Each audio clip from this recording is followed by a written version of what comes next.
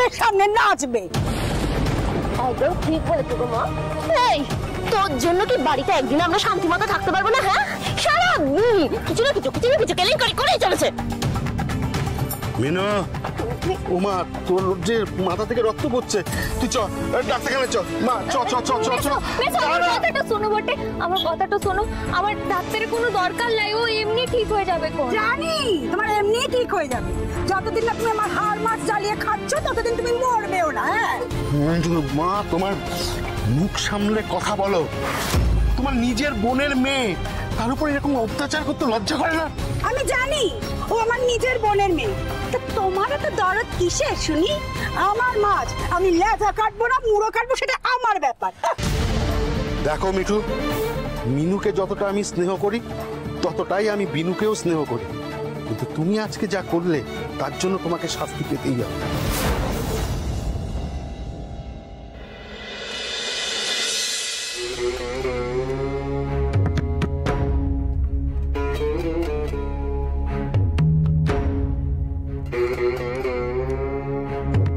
আমি তো ভাবতেই পারছি না আন্টি, ক্রিস আমার বার্থডে পার্টিটা এভাবে স্পয়েল করে দিল।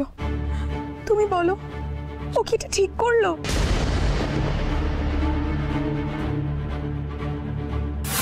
এই প্রথম ক্রিস আমার কথা অমান্য করলো। কি এমন হয়েছিল যে ও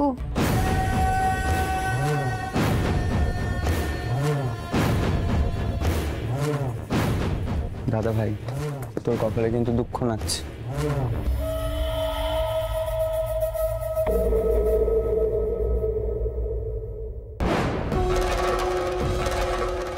ক্রিস, তুমি রুক্মিণীর জন্মদিনের পার্টিতে দেরি করে কেন পৌঁছেছ? देवा रे देवा, दीदी जी का हुक्म नहीं माना।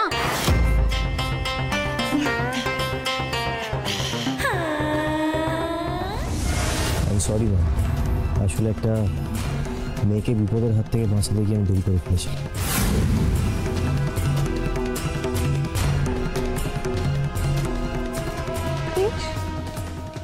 তুমি এমনি র্যান্ডম একটা মেয়ের জন্য আমাকে ইগনোর করলে? আন্টির কথা রাখলে না? ক্রিস, কি হয়েছিল কি মেয়েটার? ওকে কি তুমি ছাড়া আর অন্য কেউ বাঁচানোর ছিল না? কেউ না? এক মিনিট রুক্মিণী, ক্রিস তো তোমার বার্থডে পার্টিতে গেছিল, মানে ও কিন্তু তোমার কথা রেখেছে। আধ ঘন্টার বদলে হয়তো 10 মিনিট পরে গেছে, কিন্তু ও তো গেছে। আর তুমি হঠাৎ করে এরকম একটা